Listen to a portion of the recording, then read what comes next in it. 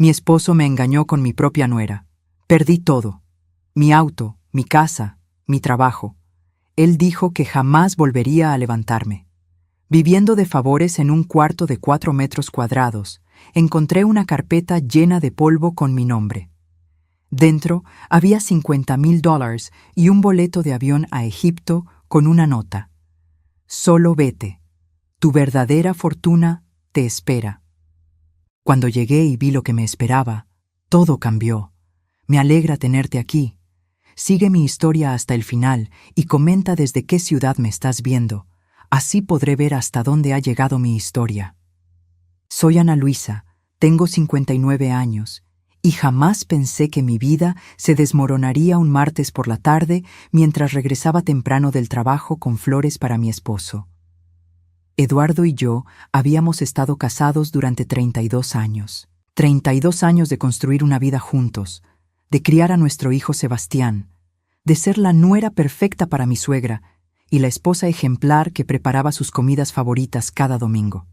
Creía conocer cada gesto suyo, cada suspiro, cada manera en que fruncía el ceño cuando leía el periódico por las mañanas. Ese martes había salido más temprano de la oficina porque quería sorprenderlo. Habíamos tenido una pequeña discusión la noche anterior, una de esas tonterías sobre quién había olvidado comprar leche, y yo quería hacer las paces. Compré sus flores favoritas, unos crisantemos amarillos que siempre le recordaban a su madre, y conduje a casa tarareando esa canción que solíamos bailar en nuestra boda. La puerta principal estaba entreabierta. Extraño, porque Eduardo siempre era meticuloso con los seguros. Entré en silencio, pensando en sorprenderlo en su estudio, donde pasaba las tardes revisando sus documentos de la empresa. Las flores temblaron en mis manos cuando escuché voces que venían del segundo piso. Voces que reconocí inmediatamente. La voz de Eduardo, pero también otra voz. Una voz que conocía desde hacía 8 años, desde que mi hijo se casó. La voz de Fernanda, mi nuera.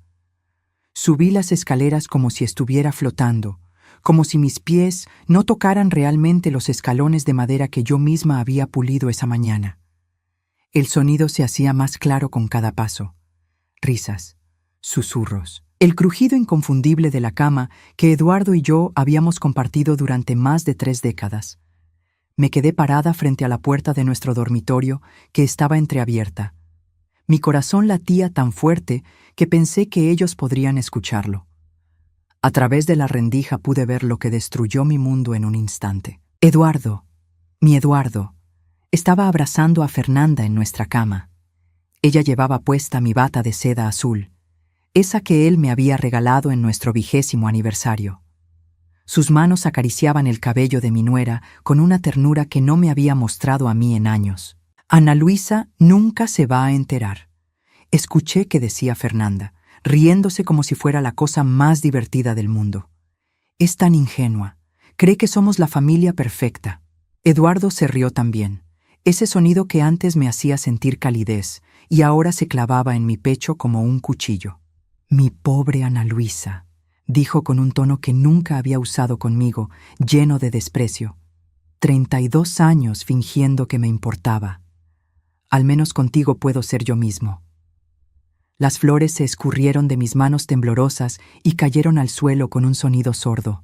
Los pétalos amarillos se esparcieron por el pasillo como pequeños soles moribundos. Fernanda se incorporó abruptamente. ¿Qué fue eso? No pude moverme, no pude respirar. Eduardo se levantó de la cama y en 3 pasos llegó a la puerta, abriéndola completamente.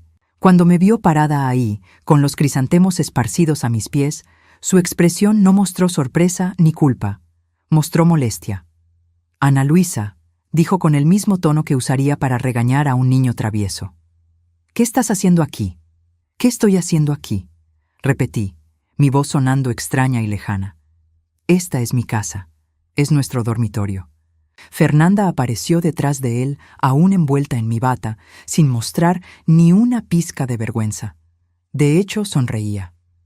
«Hola, suegra», dijo con esa voz dulce que siempre usaba en las reuniones familiares. «Qué sorpresa verte tan temprano». La frialdad en su voz me golpeó como una bofetada. No había disculpas, no había explicaciones, solo una satisfacción cruel, como si hubiera estado esperando este momento. ¿Cuánto tiempo?, logré susurrar. Eduardo suspiró, como si la pregunta fuera una molestia. 3 años, dijo casualmente, como si estuviera hablando del clima. Desde que Sebastián empezó a viajar tanto por trabajo. 3 años. 3 años de cenas familiares donde Fernanda se sentaba a mi lado, sonriéndome, preguntándome por mis recetas, llamándome la mejor suegra del mundo. 3 años de noches donde Eduardo llegaba tarde y me decía que había tenido reuniones importantes. 3 años de sentirme culpable por preguntarme por qué mi esposo parecía tan distante, por qué ya no me tocaba, por qué me trataba como a una empleada doméstica en lugar de como a su esposa. Sebastián sabe, agregó Fernanda, y esas 2 palabras terminaron de destruir lo que quedaba de mi mundo. Todos lo saben, Ana Luisa. Tu hijo, tu suegra, incluso los vecinos. Todos excepto tú. Me apoyé contra la pared porque mis piernas amenazaban con ceder. Mi hijo, mi propio hijo sabía que su padre me engañaba con su esposa y no me había dicho nada. La familia que yo había cuidado, alimentado, amado incondicionalmente durante décadas, había estado riéndose de mí a mis espaldas. ¿Por qué? Fue lo único que pude preguntar. Eduardo se encogió de hombros. Porque ya no eres suficiente, Ana Luisa. Hace años que ya no eres suficiente. Fernanda es joven, interesante, tiene ambiciones. Tú solo sabes quejarte y hacer la misma comida aburrida todos los domingos. Cada palabra era como un martillo golpeando mi alma. Fernanda se acercó y puso su mano en el brazo de Eduardo con una familiaridad que hablaba de años de intimidad. No te pongas dramática, me dijo con esa sonrisa falsa que ahora entendía había sido una máscara todo este tiempo. Es mejor que ya lo sepas. Así podemos dejar de fingir que somos una familia feliz. Me di vuelta y bajé las escaleras, dejando atrás los crisantemos aplastados y los restos de mi matrimonio. Detrás de mí escuché que Eduardo le decía a Fernanda. Ya era hora. Estaba cansado de actuar. Salí de la casa tambaleándome, sin saber a dónde ir, sin entender cómo el mundo había seguido girando cuando el mío acababa de detenerse para siempre. En el auto, con las manos temblando sobre el volante, me di cuenta de que no tenía a nadie a quien llamar, nadie en quien confiar. La familia que había sido mi vida entera acababa de revelar que yo nunca había sido parte de ella realmente. Esa noche dormí en el auto estacionado en el centro comercial, sin atreverme a regresar a casa. Cuando finalmente reuní el valor para volver al día siguiente, encontré que Eduardo había cambiado las cerraduras. Toqué el timbre como una extraña en mi propia casa. Eduardo abrió la puerta, pero no me dejó entrar. Se quedó parado en el marco, bloqueándome el paso como si fuera una vendedora molesta. «Vengo por mis cosas», le dije, tratando de mantener algo de dignidad. «Ya empaqué lo que necesitas», respondió secamente, señalando 2 maletas gastadas que estaban junto a la puerta. «El resto se queda aquí». Miré las maletas, 2 maletas para 32 años de vida. «Eduardo, necesitamos hablar. Podemos ir a terapia, podemos».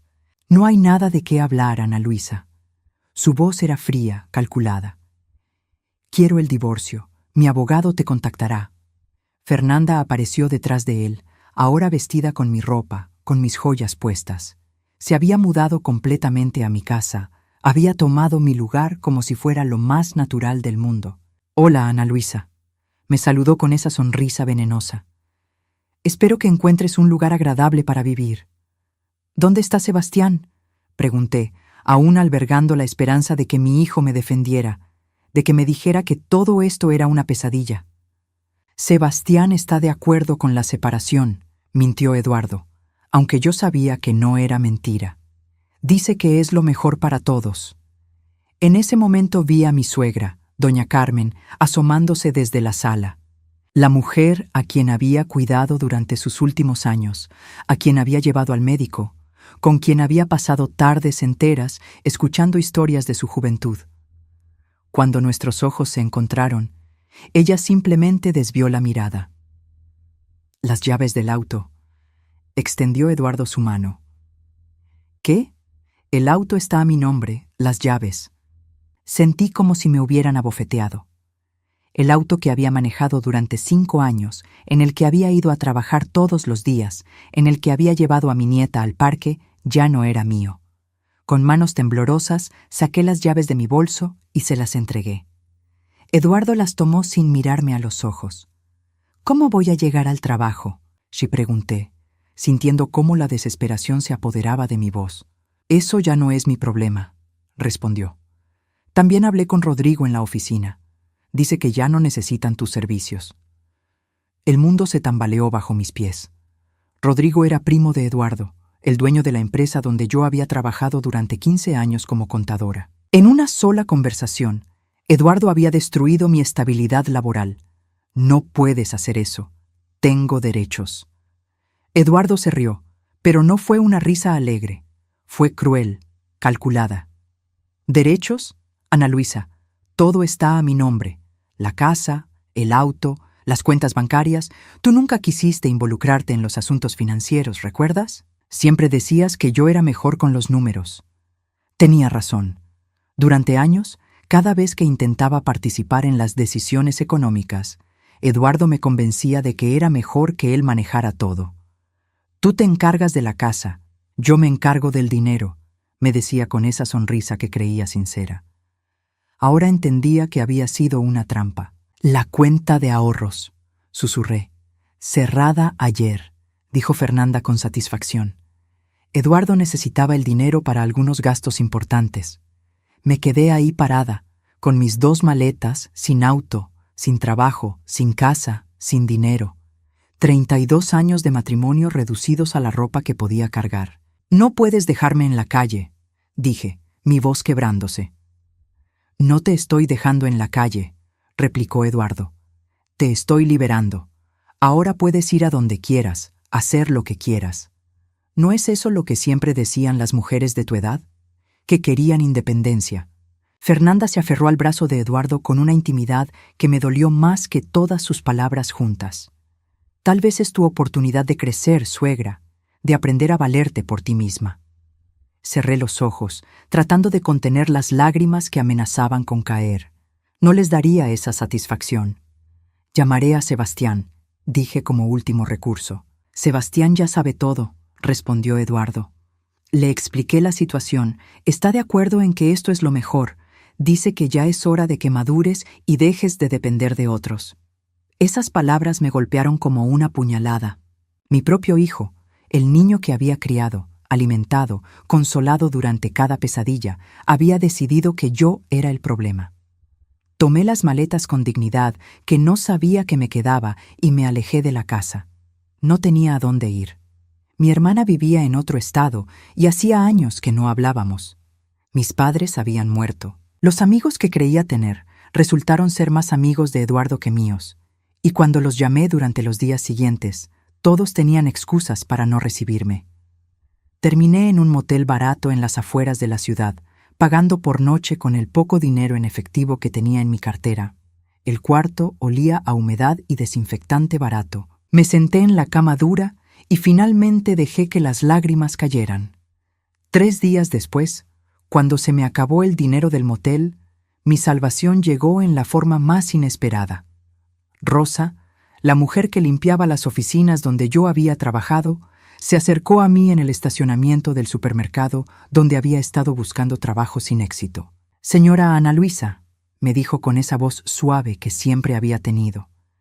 Escuché lo que pasó. Si necesita un lugar donde quedarse. Rosa vivía en una casa pequeña en un barrio humilde. Me ofreció un cuartito de 4 metros cuadrados en la parte trasera de su casa, apenas lo suficientemente grande para una cama individual y una cómoda pequeña. No tenía ventanas, solo una claraboya que dejaba entrar un poco de luz durante el día.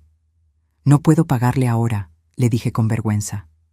«Ya se las arreglará cuando pueda», respondió Rosa con una bondad que me hizo llorar nuevamente. Esa primera noche en el cuartito de Rosa, acostada en una cama que crujía con cada movimiento, mirando hacia la claraboya donde solo se veían las estrellas, me di cuenta de lo pequeña que se había vuelto mi vida. De ser la señora de una casa de 2 pisos con jardín, la esposa respetada de un empresario exitoso, me había convertido en una mujer de 59 años viviendo de la caridad de una mujer que ganaba el salario mínimo limpiando oficinas. Eduardo tenía razón en una cosa. Ya no era suficiente, pero no de la manera que él pensaba. Ya no era suficiente para permitir que me pisotearan. Habían pasado 2 meses viviendo en el cuartito de Rosa cuando llegó la llamada que cambiaría todo. Era un martes gris de octubre, y yo estaba sentada en el pequeño escritorio que Rosa había puesto en la esquina de mi habitación, llenando solicitudes de trabajo que sabía que nadie respondería. A los 59 años, sin referencias laborales porque Eduardo se había encargado de manchar mi reputación, encontrar empleo se había vuelto imposible. El teléfono sonó con ese tono agudo que siempre me sobresaltaba. Rosa contestó desde la cocina, y unos minutos después golpeó suavemente mi puerta. «Señora Ana Luisa», dijo con voz extraña, «es para usted. Dice que es del despacho donde trabajaba antes». Mi estómago se tensó. ¿Qué podría querer Rodrigo conmigo después de haberme despedido sin siquiera una explicación decente? Tomé el teléfono con manos temblorosas. «Diga». «Ana Luisa, soy Rodrigo». Su voz sonaba incómoda, como si prefiriera estar en cualquier otro lugar. «Necesito que vengas a la oficina. Tienes que recoger algunas cosas de tu escritorio que se nos pasaron». «¿Qué cosas?», pregunté confundida. Cuando me había ido, había estado segura de haber llevado todo lo personal. «Solo ven, ¿sí? Es importante». Colgó sin darme oportunidad de hacer más preguntas. Rosa, que había estado escuchando desde la puerta, me ofreció dinero para el autobús. «No puedo seguir aceptando su caridad», le dije, aunque sabía que no tenía otra opción. «Los favores se pagan cuando se puede», respondió con esa sabiduría simple que me había mantenido cuerda durante estas semanas difíciles. El viaje en autobús hasta las oficinas de Construcciones Herrera me tomó 1 hora y media. Había sido mi lugar de trabajo durante 15 años, donde había llegado como una joven contadora recién casada y donde había crecido profesionalmente hasta convertirme en la contadora principal. Ahora lo veía desde afuera como una extraña. Rodrigo me esperaba en la recepción, evitando mi mirada. Era un hombre de unos 45 años, primo segundo de Eduardo, que siempre había sido cordial conmigo, pero nunca cercano. «Ana Luisa», me saludó secamente. «Sígueme». Caminamos en silencio hasta lo que había sido mi oficina. Alguien más ya estaba usando mi escritorio, una mujer joven que me miró con curiosidad antes de salir discretamente cuando Rodrigo le hizo una seña. «Mira», dijo Rodrigo, señalando una caja de cartón en el suelo. «Estábamos limpiando el archivo viejo del sótano y encontramos esto. Tiene tu nombre». Me acerqué a la caja. Efectivamente, en una etiqueta amarillenta estaba escrito «Ana Luisa Mendoza» con la letra de mi madre. Mendoza era mi apellido de soltera. «¿Mi madre?», susurré. «¿Qué hacen las cosas de mi madre aquí?». Rodrigo se encogió de hombros. «No tengo idea. El archivo del sótano tiene documentos de hace más de 20 años. Tu madre trabajó aquí antes que tú, ¿verdad?». Asentí, recordando vagamente que mi madre había trabajado como secretaria en esta empresa durante algunos años, mucho antes de que yo empezara. Había muerto cuando yo tenía 30 años, y honestamente nunca había preguntado mucho sobre sus trabajos anteriores. «Llévate la caja», dijo Rodrigo, mirando su reloj con impaciencia. «No podemos guardar cosas personales indefinidamente». El viaje de regreso fue tortuoso, cargando la caja pesada en el autobús lleno. Cuando finalmente llegué al cuartito de Rosa, estaba agotada física y emocionalmente. Dejé la caja en el suelo y me senté en la cama, mirándola como si fuera una bomba que podría explotar. Rosa golpeó la puerta con 2 tazas de té. «¿Qué encontró?». «Cosas de mi madre», respondí. «Pero no entiendo qué pueden ser. Ella nunca me habló de haber guardado nada importante en su trabajo». «A veces las madres guardan secretos para proteger a sus hijos», dijo Rosa con esa sabiduría que parecía venir de años de observar la vida desde los márgenes. Esa noche, después de cenar el caldo de pollo que Rosa había preparado, me armé de valor para abrir la caja. Dentro había carpetas viejas, algunas fotografías y papeles amarillentos. La mayoría parecían documentos de trabajo sin importancia, formularios de nómina de los años 80, cartas comerciales rutinarias. Pero en el fondo de la caja, envuelta en una bolsa de plástico para protegerla de la humedad, encontré una carpeta de cuero marrón con mi nombre escrito en la elegante caligrafía de mi madre. La abrí con manos temblorosas. La primera página era una carta dirigida a mí, fechada apenas 3 años antes de la muerte de mi madre. Mi querida Ana Luisa, comenzaba, si estás leyendo esto, significa que ya no estoy contigo y que de alguna manera has encontrado lo que guardé para ti. Perdóname por no haberte contado esto mientras vivía, pero quería protegerte de una carga que no te correspondía. Mi corazón comenzó a latir más rápido. Continué leyendo.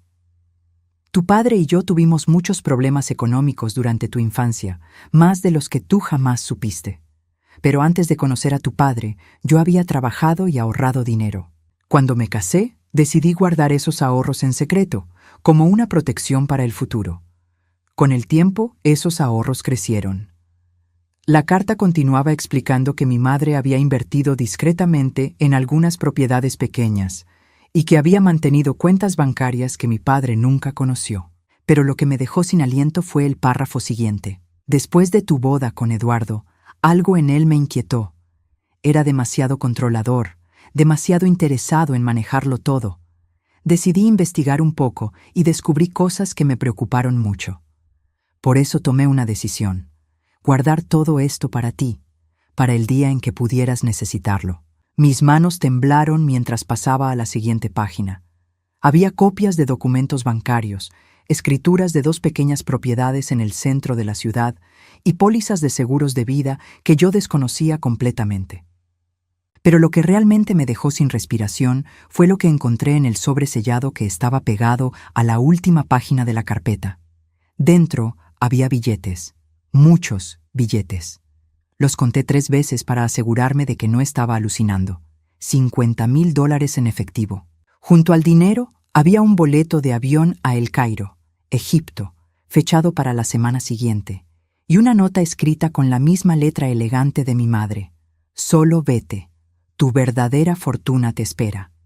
Me quedé sentada en el suelo del cuartito, rodeada de documentos y billetes, sintiendo como si estuviera en un sueño. Rosa entró sin tocar, como hacía cuando se preocupaba por mí, y se detuvo en seco al ver el dinero esparcido. «Dios santo», susurró. «¿De dónde salió todo eso?»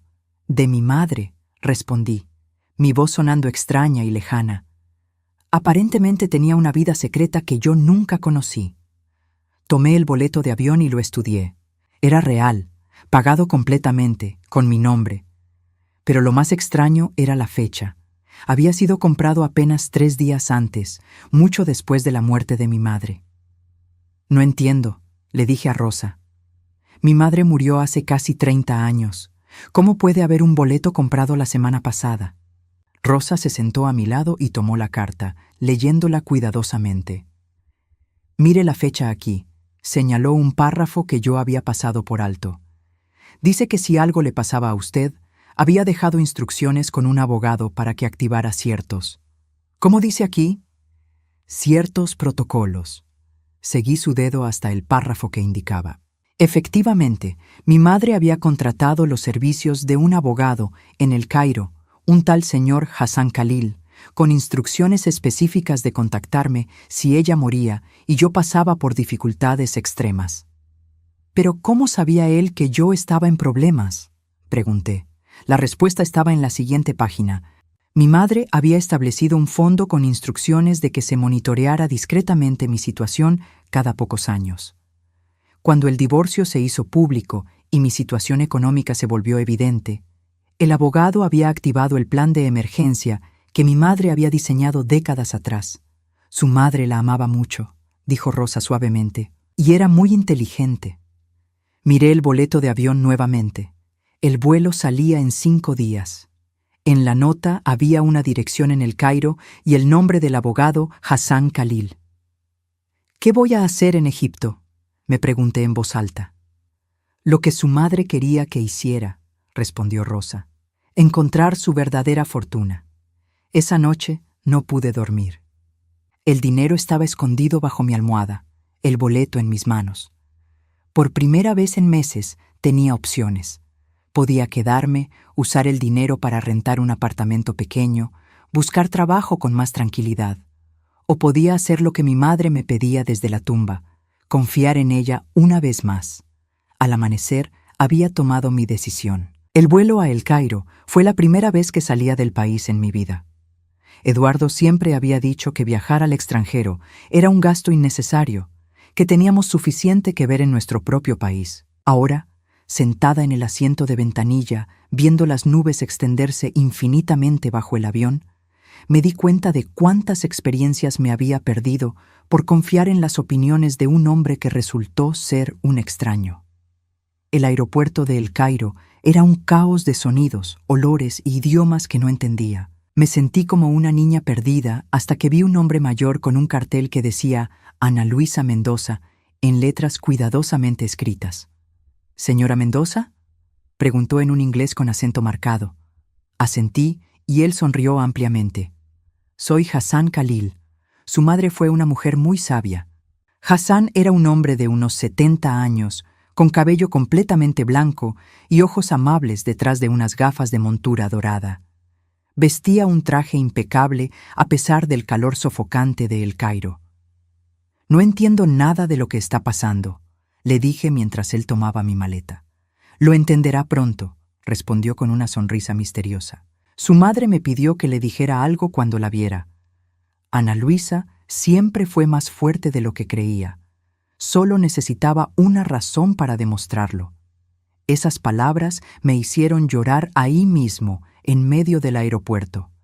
Sonaban exactamente como algo que mi madre habría dicho. Hassan me llevó a un hotel modesto pero limpio en el centro de El Cairo. «Descanse hoy», me dijo. «Mañana empezaremos con los asuntos legales».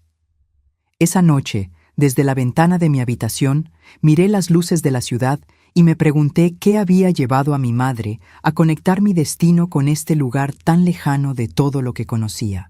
La mañana siguiente, Hassan me recogió temprano y me llevó a su oficina, un edificio antiguo con techos altos y ventiladores que giraban lentamente. Las paredes estaban llenas de libros en árabe y diplomas enmarcados. «Su madre vino aquí por primera vez en 1978», comenzó Hassan, abriendo un expediente grueso. «Tenía 25 años y estaba embarazada de usted». Me quedé boquiabierta. «¿Mi madre estuvo en Egipto?» «Sí», continuó Hassan. «Trabajaba para una empresa estadounidense que tenía negocios aquí. Era traductora, hablaba árabe perfectamente. Su padre nunca lo supo». La imagen que tenía de mi madre se desmoronó y se reconstruyó en segundos. Siempre la había visto como una mujer simple, dedicada a la casa y a la familia. Nunca supe que había tenido una carrera internacional. «Cuando su padre empezó a tener problemas con el alcohol», continuó Hassan, «su madre tomó una decisión muy inteligente. Empezó a enviar dinero aquí, a Egipto, donde su padre nunca lo encontraría». Hassan me mostró documentos que probaban que mi madre había estado invirtiendo en propiedades egipcias durante más de 20 años. Pequeños apartamentos en El Cairo, terrenos en las afueras de la ciudad, incluso una participación en un pequeño hotel boutique cerca de las pirámides. «Pero lo más importante», dijo Hassan, pasando a otra sección del expediente, «es esto». Me mostró las escrituras de un edificio completo en el barrio de Zamalek, una zona elegante de El Cairo. El edificio tenía 8 apartamentos y 2 locales comerciales en la planta baja. «¿Todo esto es mío?», pregunté, sintiéndome mareada. «Todo está a su nombre desde que su madre murió», confirmó Hassan. «Pero ella me pidió que no se lo dijera hasta que usted realmente lo necesitara». Los números que Hassan me mostró después me dejaron sin palabras. Los apartamentos estaban todos rentados, generando un ingreso mensual de aproximadamente $8,000. El hotel boutique, administrado por socios locales, producía otros $5,000 mensuales. Las otras propiedades sumaban otros $3,000. $16,000 al mes, repetí, incapaz de procesarlo completamente. «Su madre era muy inteligente con las inversiones», sonrió Hassan, «y muy precavida.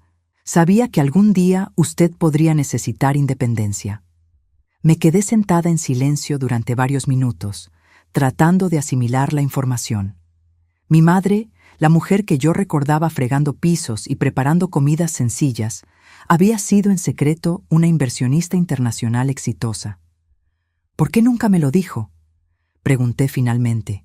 Hassan se recostó en su silla. Me dijo una vez: si Ana Luisa sabe que tiene una red de seguridad, tal vez nunca aprenda a ser fuerte por sí misma, pero si algún día pierde todo, entonces sabrá que puede construir algo nuevo. Esas palabras resonaron en mi pecho como un eco de la sabiduría de mi madre. Incluso después de muerta, había estado cuidándome, preparándome para este momento. Hay más, dijo Hassan, abriendo otro sobre. Su madre también investigó a Eduardo. Mi sangre se heló. ¿Qué quiere decir? Hassan me entregó una carpeta llena de documentos. Su madre contrató a un investigador privado en 1995, 5 años después de su boda. Ya entonces había notado cosas que le preocupaban sobre el carácter de Eduardo. Los documentos revelaban un patrón de comportamiento que me dejó sin aliento. Eduardo había engañado a su primera novia con otra mujer antes de casarse conmigo. Había mentido sobre algunos de sus títulos universitarios. Había tenido problemas con apuestas durante los primeros años de nuestro matrimonio. Problemas que había escondido completamente de mí. Su madre sabía que algún día Eduardo la lastimaría, explicó Hassan. Por eso preparó todo esto. Quería que usted tuviera opciones cuando ese día llegara. La última página del expediente contenía una carta personal de mi madre, escrita pocos meses antes de su muerte.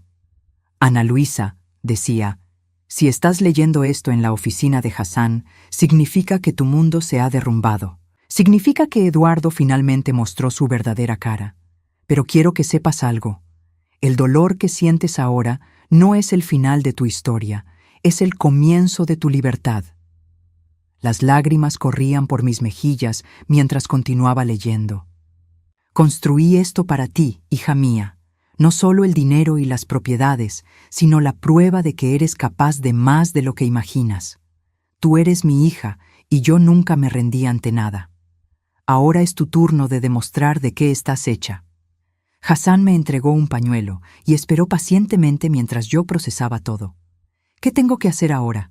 Y pregunté finalmente. Lo que usted quiera, respondió simplemente. Puede quedarse aquí y manejar las propiedades directamente. Puede regresar a su país y administrarlas desde allá. Puede venderlas y empezar algo completamente nuevo. Su madre le dio opciones, señora Ana Luisa. Infinitas opciones. Esa tarde, Hassan me llevó a ver el edificio en Zamalek. Era hermoso, de estilo árabe moderno, con balcones que daban al Nilo. Los inquilinos, que no sabían que yo era la nueva propietaria, parecían felices y satisfechos. Su madre eligió muy bien a los administradores, explicó Hassan. Todo funciona perfectamente sin que usted tenga que preocuparse por los detalles diarios. Subimos a la azotea, donde había una pequeña terraza con vista panorámica de la ciudad. El sol se estaba poniendo sobre el Nilo, pintando el cielo de naranja y rosa. Su madre solía venir aquí cuando visitaba el Cairo, me dijo Hassan. Decía que desde aquí podía ver el futuro. Me quedé allí, viendo la ciudad extenderse ante mí, sintiendo por primera vez en meses que tenía control sobre mi vida. Eduardo había creído que me estaba destruyendo, pero sin saberlo, me había liberado para reclamar la herencia que mi madre había construido cuidadosamente para mí. Esa noche, en mi habitación del hotel, llamé a Rosa para contarle todo. Su alegría fue tan genuina que me hizo llorar nuevamente. ¿Cuándo regresa?, me preguntó. Miré por la ventana hacia las luces de El Cairo, hacia esta ciudad que ahora era parte de mi vida de una manera que nunca había imaginado. Pronto, le dije, pero primero tengo que decidir qué clase de mujer voy a ser cuando regrese. Porque una cosa estaba clara, la Ana Luisa que regresaría a casa ya no sería la misma que había sido abandonada en un cuartito de 4 metros cuadrados. Regresé del Cairo 3 semanas después, pero no volví como la misma mujer que había partido. Hassan me había ayudado a establecer todas las transferencias bancarias necesarias para que mi nueva realidad financiera fuera completamente legal y transparente. Los $16,000 mensuales comenzarían a llegar a una cuenta que había abierto en un banco diferente, lejos de cualquier institución donde Eduardo pudiera tener influencia. Pero no regresé para hacer anuncios o celebraciones. Regresé para observar. Rosa me recibió con lágrimas de alegría y un abrazo que me recordó por qué había pocas personas verdaderamente buenas en el mundo. Le conté todo, le mostré los documentos que Hassan me había dado y vimos juntas cómo mi nueva vida tomaba forma. ¿Qué va a hacer ahora? Sí, me preguntó Rosa mientras tomábamos té en su pequeña cocina. Primero, voy a cuidarte a ti, le dije, entregándole un sobre con $5,000 en efectivo. Esto es por haberme dado un hogar cuando nadie más lo hizo. Rosa lloró y protestó, pero insistí. Después le propuse algo que había estado pensando durante el vuelo de regreso. Rosa, quiero que seas mi administradora aquí. Te voy a pagar $2,000 al mes para que manejes ciertas cosas por mí, pero la primera tarea va a requerir mucha discreción. Sus ojos se iluminaron con curiosidad. ¿Qué necesita? Necesito que averigües todo lo que puedas sobre la situación actual de Eduardo y Fernanda, pero que no sepan que lo estás haciendo. Rosa resultó ser una investigadora natural. En una semana tenía más información sobre mi ex esposo de la que yo había obtenido en 32 años de matrimonio. La cosa no va bien en esa casa, me reportó Rosa una tarde con una libreta llena de notas. Fernanda se está cansando de Eduardo. Aparentemente, la luna de miel entre mi ex esposo y mi ex nuera había terminado abruptamente cuando Fernanda se dio cuenta de que Eduardo no era tan próspero como aparentaba. El negocio de construcción estaba pasando por momentos difíciles y Eduardo había estado financiando su estilo de vida con tarjetas de crédito y préstamos. Fernanda ha estado saliendo con otros hombres, continuó Rosa. La vieron en el centro comercial con un tipo más joven, muy cariñosos. Los vecinos dicen que Eduardo no se ha dado cuenta, pero que ella ya no se molesta en disimular. La ironía era deliciosa. Eduardo había destruido su matrimonio conmigo por una mujer que ahora lo estaba engañando de la misma manera. ¿Y Sebastián? Pregunté, sintiendo una punzada de dolor al mencionar a mi hijo. Su hijo está teniendo problemas en su propio matrimonio, dijo Rosa con delicadeza. Parece que su esposa no está muy contenta de que él haya permitido que echaran a su madre de la familia. Esa información me dolió y me alegró al mismo tiempo. Tal vez mi hijo estaba empezando a entender las consecuencias de sus decisiones. ¿Qué más?, le pregunté. Rosa consultó sus notas. Eduardo debe dinero en varios lugares. El banco está empezando a hacer preguntas sobre la hipoteca de la casa, y hay rumores de que algunos de sus clientes de construcción no están pagando porque los trabajos no se están terminando a tiempo. Me quedé pensando durante varios días sobre qué hacer con esta información. No quería venganza en el sentido dramático de la palabra. No necesitaba humillar públicamente a Eduardo o crear escenas. Pero sí quería justicia. Quería que entendiera lo que se sentía perder todo por las acciones de alguien en quien confiabas. La oportunidad llegó cuando Rosa descubrió algo muy interesante. «Señora Ana Luisa», me dijo una mañana, emocionada, «¿Recuerda que me dijo que Eduardo siempre manejaba todo el dinero en su matrimonio?» Asentí. Bueno, resulta que él nunca fue tan bueno con los números como pretendía. Encontré a alguien que trabajó en su empresa hace 10 años. Dice que Eduardo siempre dependía de contadores externos para mantener los libros en orden, que él solo era bueno para conseguir clientes, pero que los números se le complicaban. Una idea empezó a formarse en mi mente. Durante 15 años, yo había manejado contabilidades complejas.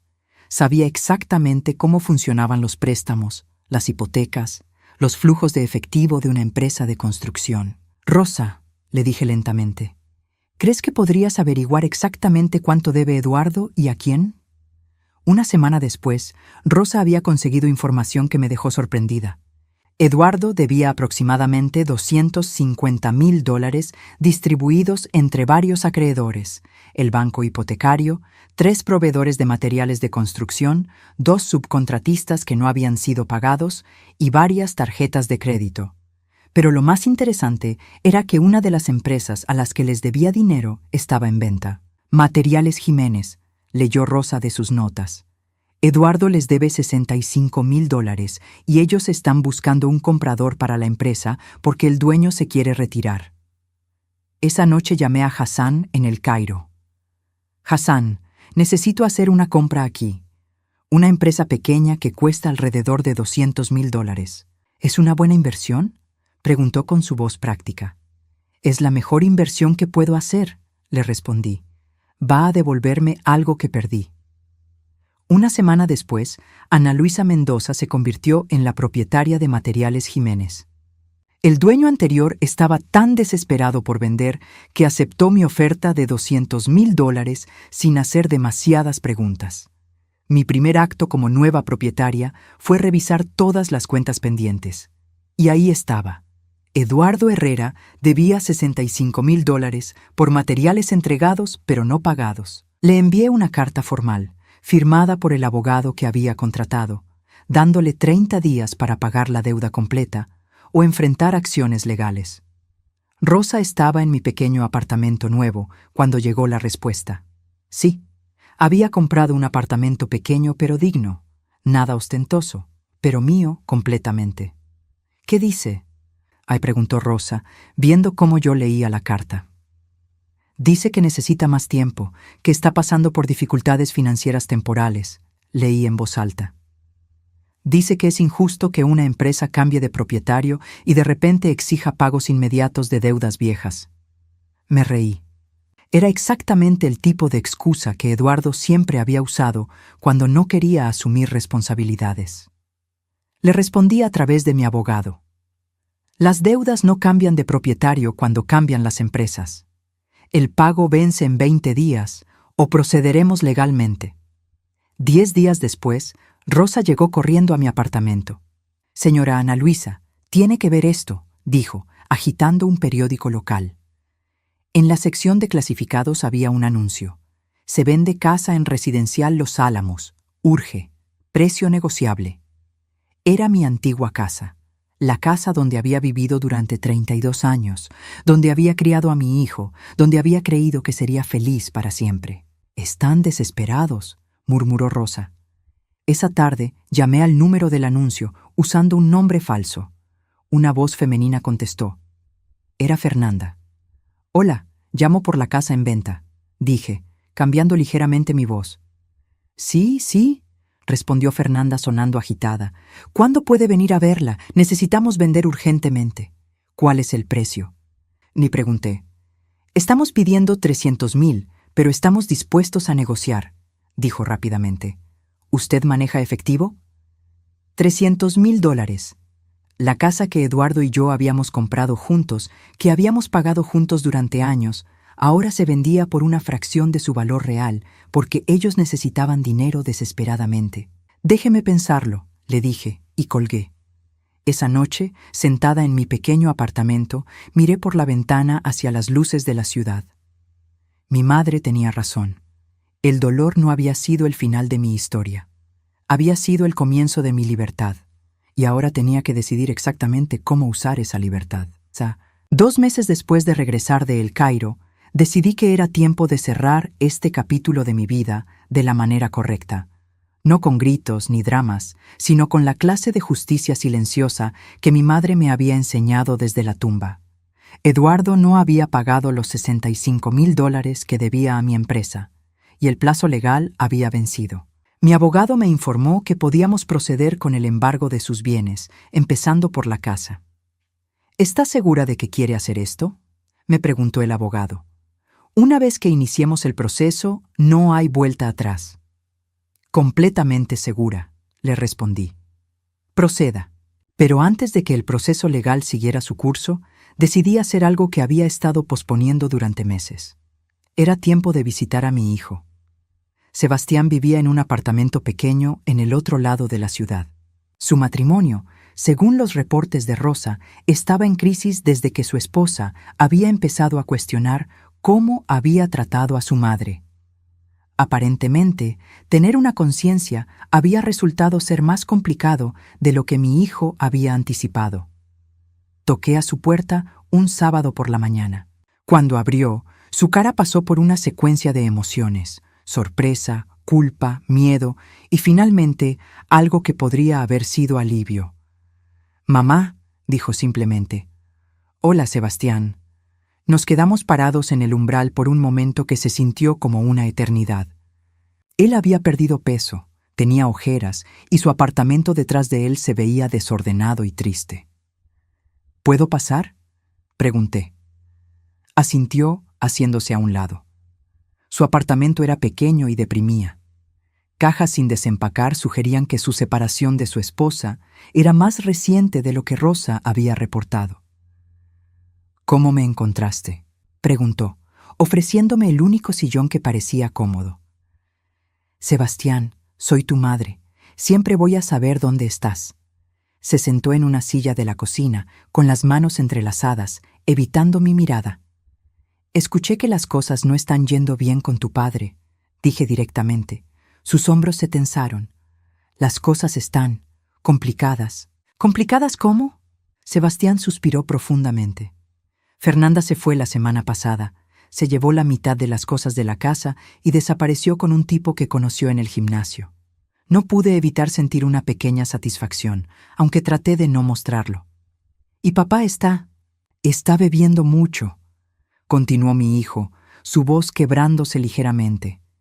«Dice que todo es culpa tuya, que le arruinaste la vida». «¿Y tú qué piensas?», pregunté suavemente. Sebastián finalmente me miró a los ojos y vi al niño que había sido, al joven que había criado con tanto amor. «Creo que me equivoqué, mamá. Creo que me equivoqué terriblemente».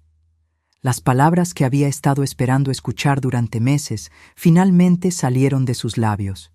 Pero para mi sorpresa, no sentí la satisfacción que había esperado. Solo sentí tristeza por todo el tiempo perdido. «Sebastián», le dije calmadamente, «tu padre va a perder la casa». Su cara se puso pálida. «¿Qué quieres decir?». «Debe dinero que no puede pagar. Mucho dinero. La casa va a ser embargada». «¿Puedes ayudarlo?», preguntó desesperadamente. La pregunta me dolió, no porque no quisiera ayudar, sino porque después de todo lo que había pasado, su primer instinto seguía siendo proteger a su padre. «Sebastián», le dije suavemente, «tu padre me echó de mi propia casa, me quitó mi trabajo, me dejó sin dinero, sin auto, sin nada. Me humilló y me traicionó de la manera más cruel posible. ¿Por qué crees que debería ayudarlo?». Mi hijo se derrumbó entonces, llorando como no lo había visto llorar desde que era pequeño. «Porque yo te fallé», sollozó. «Porque fui un cobarde y no te defendí cuando debería haberlo hecho.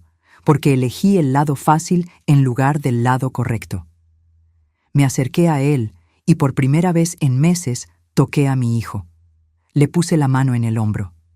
«Hijo», le dije, «las decisiones tienen consecuencias. Tu padre está viviendo las consecuencias de sus decisiones. Y tú estás viviendo las consecuencias de las tuyas». «¿Me vas a perdonar?», preguntó, levantando la cabeza para mirarme.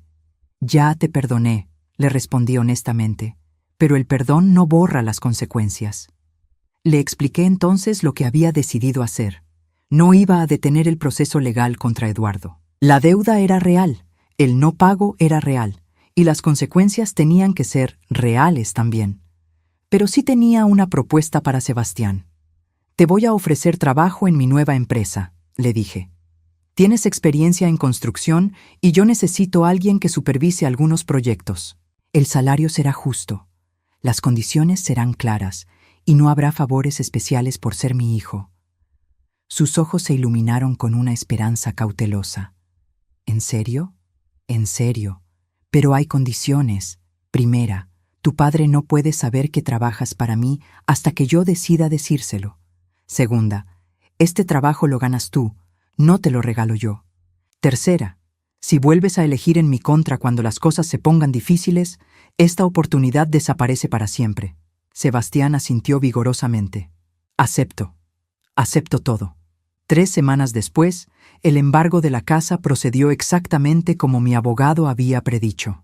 Eduardo perdió la casa, los muebles y el poco capital que le quedaba del negocio. Rosa me trajo los detalles con su eficiencia habitual. Eduardo está viviendo en un apartamento pequeño cerca del centro, me reportó. Fernanda nunca regresó. Su hijo lo está ayudando un poco, pero aparentemente no tiene mucho que ofrecer. Lo que Rosa no sabía era que Sebastián estaba trabajando para mí bajo un nombre corporativo diferente, manejando la renovación de 2 de mis propiedades en El Cairo a través de contactos locales. Era buen trabajo, trabajo honesto, y él estaba aprendiendo a ganarse la vida por sus propios méritos. 6 meses después del embargo, Rosa llegó con noticias que me sorprendieron. Eduardo quiere verla, dijo. Envió un mensaje a través de una conocida. Dice que necesita hablar con usted urgentemente. ¿Sobre qué? Pregunté, aunque tenía una buena idea. No lo dice, pero la conocida me contó que se ve terrible, que ha perdido mucho peso y que parece mucho mayor. Pensé durante varios días si quería ver a Eduardo, no por él, sino por mí, para cerrar completamente este capítulo de mi vida. Finalmente acepté encontrarme con él en un café neutral, un lugar donde había muchas personas y donde ninguno de los dos tendría ventaja sobre el otro. Cuando llegué al café, casi no lo reconocí. El hombre que había sido mi esposo durante 32 años se veía demacrado, envejecido, derrotado. Su ropa, aunque limpia, era barata y le quedaba mal. Se había convertido en una sombra del hombre arrogante que me había echado de mi propia casa. Ana Luisa, dijo cuando me vio, intentando sonreír. «¡Eduardo!»,